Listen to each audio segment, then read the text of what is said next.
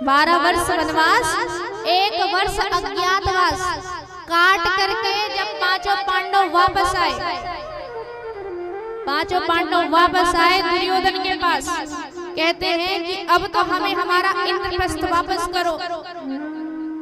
दुर्योधन कहता है अब तो मुझे लालच आ गई है, अब तो ना हस्तिनापुर मिलेगी ना इंद्रप्रस्थ मिलेगा।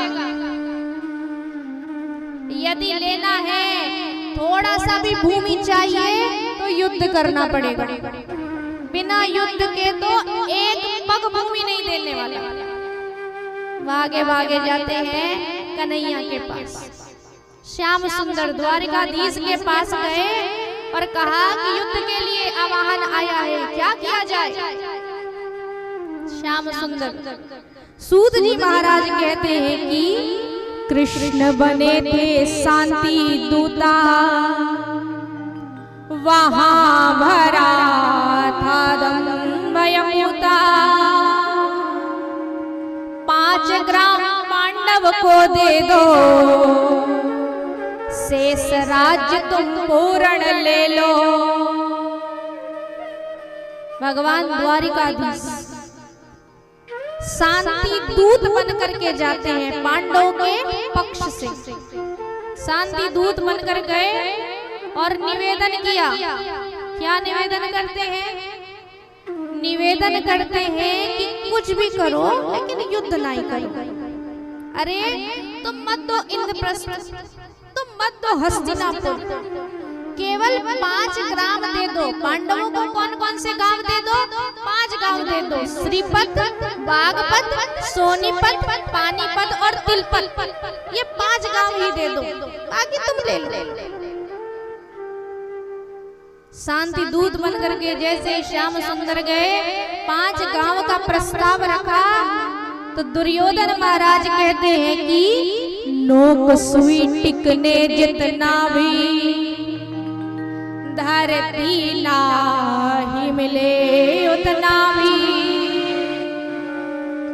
युद्ध करो और जीत के ले लो, आगे कुछ भी जरा न बोलो। सुई की नोक टिकने जितना भी भूमि नहीं दूंगा, बिना युद्ध किए एक पग भूमि तो बड़े दूर की बात है, जितने में सुई की नोक टिके इतनी भी भूमि नहीं मिलेगी।